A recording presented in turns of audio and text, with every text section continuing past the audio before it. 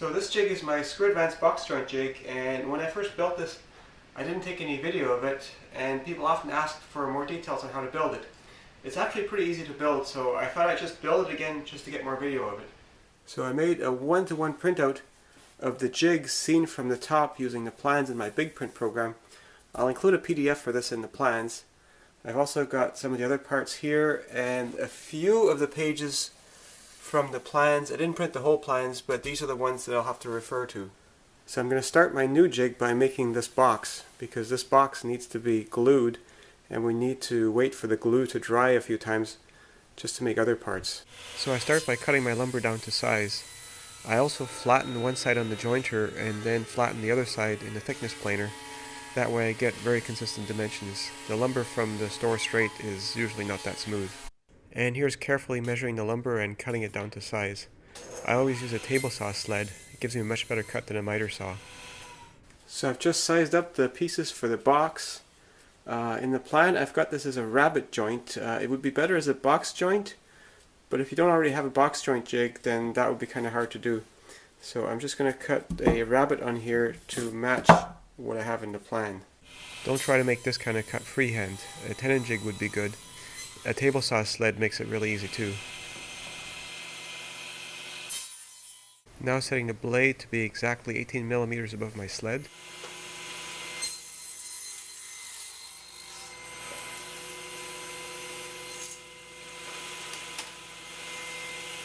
I mill the face of this rabbet using the edge of the table saw blade. That'll ensure that it's exactly parallel to the surface of the wood. Well, these box parts match the plans pretty good, so I'm ready for glue up.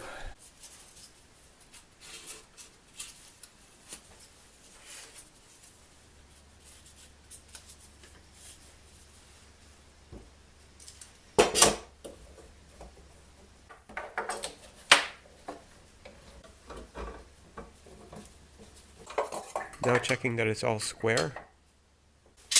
I'm just going to put the one clamp on at an angle to bring it fully into square. So while the glue for that is drying, I'm going to focus on making the front rail for the frame and some of the other parts for the frame. Those will be the part that goes along here, here, and here. So in the jig here, this front rail has a big cutout in it right here, which is for mounting this piece in and providing a bit of relief for the gears. So here's my one-to-one, and it shows this cutout, and I'm not even going to measure this. I'm just going to put the piece of wood lined up with there, and I'll just mark it.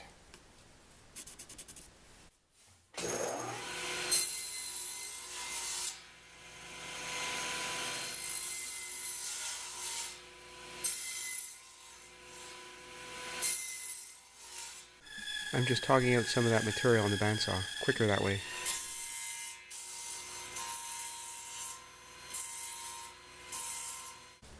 So here's my slot cutout. Now the end of this end here is actually a bit thinner, so I have to thin that down a little bit, because on here it's only 3 centimeters thick and here is 3.6. But before I do that, I'm just going to cut this slot here. That'll be easier to cut before I do that. I'm not going to bother measuring this one, I'm just going to mark it straight off the drawing. On the plans the slot is 1 centimeter deep, but because I'm going to cut 0.6 centimeters off of it, I'm going to set the table saw blade at 1.6 centimeters.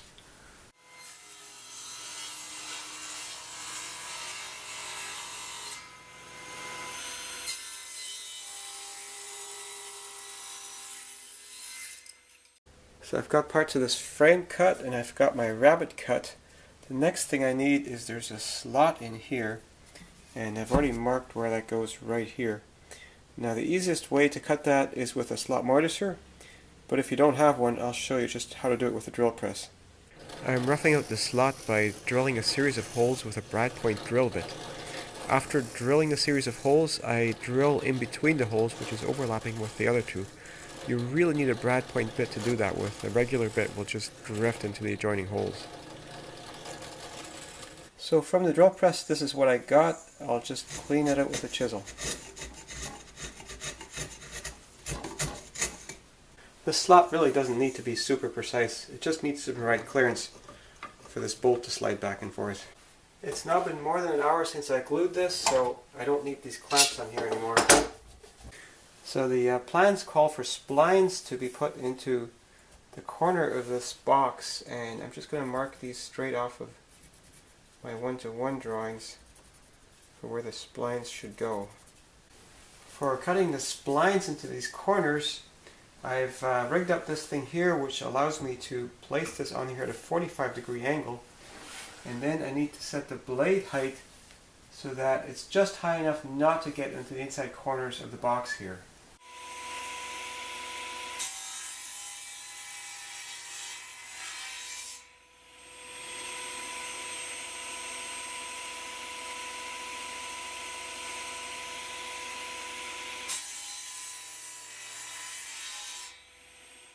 Now I'm just going to move the fence where the next one goes.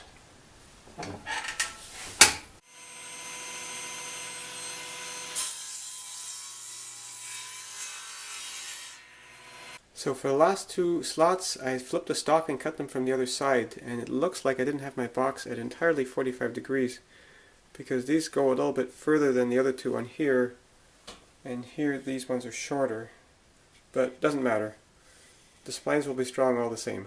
So next I need to cut some strips of wood that will fit just snugly inside those slots.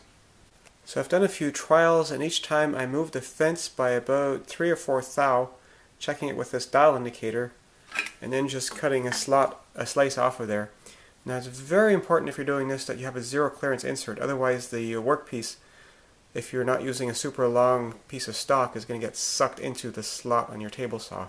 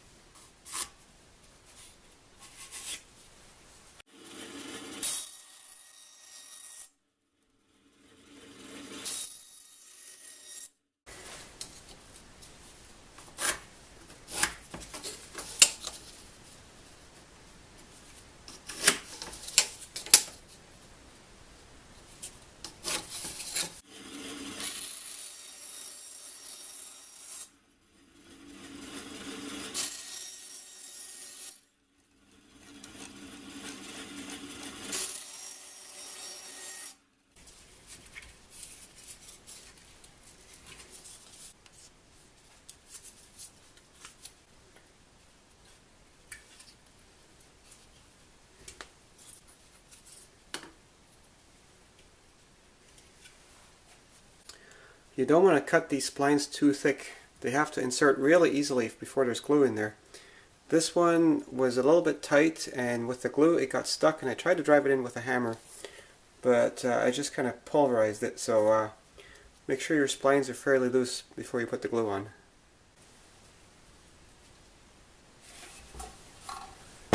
So I've had some glue squeeze out on the inside, and I'm just going to use some sawdust to help clean that up.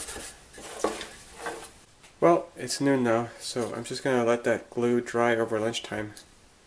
So after the glue dried, it was time to cut the rest of the splines off with a bandsaw, and then I cut them completely flush with a chisel.